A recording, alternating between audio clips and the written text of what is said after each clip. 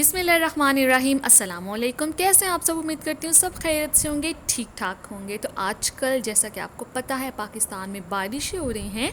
तो जैसे ही बारिश होती है हम पाकिस्तानियों के माइंड में तीन ऑप्शंस आते हैं, या तो हम फ्राइज़ बना लें, या तो हम पकोड़े बना लें, तो या तो हम कड़ी बना लें। तो मैंने इन तीन चॉइसेस में से चूज़ किया फ़्राइज़ को। तो आज हम फ्राइज़ बनाने वाले हैं, मसाला फ़्राइज़। इसके अंदर हमने बेसन भी शामिल करना है, बहुत ही क्रिस्पी बनते हैं, बहुत मज़े के फ़्राइज़ होते हैं ये। आप इसको एक दफ़ा से ज़रूर ट्राई कीजिएगा और ट्राई करने के बाद अपना फ़ीडबैक मेरे साथ ज़रूर शेयर कीजिएगा। तो फ़्राइज़ बनाने के लिए मैंने यहाँ पर 3 अदद आलू ले लिए हैं। फ़्राइज़ बनाने के लिए आप कोशिश कीजिए हमेशा लंबे साइज़ के आलू लें, उससे फ़्राइज़ बहुत ही अच्छे बनते हैं और उनकी शक्ल बहुत अच्छी होती है। टेस्ट तो सभी आलूओं का एक ही जैसा होता है। तो यहाँ पर आलूओं को हमने कट कर लिया है फ़्राइज़ की शेप में। तो आपने इसको बहुत ज़्यादा बारीक नहीं करना, थोड़ा मोटा रहने देंगे, जिससे हमारे जो आलू हैं वो बाहर से क्रिस्पी, अंदर से सॉफ्ट होंगे। जब हम बहुत बारीक फ़्राइज़ कट करते हैं तो वो बहुत ज़्यादा क्रिस्पी हो जाते हैं और सख्त हो जाते हैं। तो कट करने के बाद इनको हमने वॉश कर लेना है 2 से 3 दफ़ा अच्छी तरह से।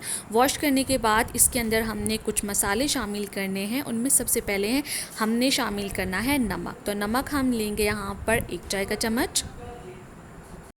इसके साथ ही हमने इसमें शामिल करना है लाल मिर्च का पाउडर। यहाँ पर लाल मिर्च का पाउडर और कुटी हुई लाल मिर्च हम दोनों मिक्स करके रखते हैं। तो ये हमने ले लिया है 1 चाय का चम्मच। इसके साथ ही हम धनिया पाउडर शामिल करेंगे 1 चाय का चम्मच। और ये है मेथी, सूखी मेथी है जिसको हम कसूरी मेथी भी कहते हैं, ये भी हम शामिल करेंगे 1 चाय का चम्मच। तो ये हैं 3 से 4 मसाले जो कि हमने इसके अंदर शामिल करने हैं। इसके बाद हमें चाहिए बेसन। बेसन से हमने इसके पकोड़े नहीं बनाने, हमने इसके फ्राइज़ ही बनाने हैं, लेकिन हम इसके ऊपर बेसन की हल्की सी कोटिंग करेंगे। तो यहाँ पर मैंने 4 चम्मच बेसन लिया है। थोड़ा थोड़ा करके शामिल करेंगे, तमाम बेसन हमने इसमें शामिल नहीं करना। थोड़ा थोड़ा करके बेसन शामिल करेंगे और साथ ही हमने थोड़ा थोड़ा सा इसमें पानी शामिल करना और इसको मिक्स करते जाएंगे। जब इसके ऊपर हल्की सी बेसन की कोटिंग आ जाएगी तो हमने इसको फ्राई कर लेना है। तो यहाँ पर पहले हम इसको बेसन और पानी के साथ अच्छी तरह से मिक्स कर लेते हैं, उसके बाद हम फ्राइंग की तरफ चलते हैं।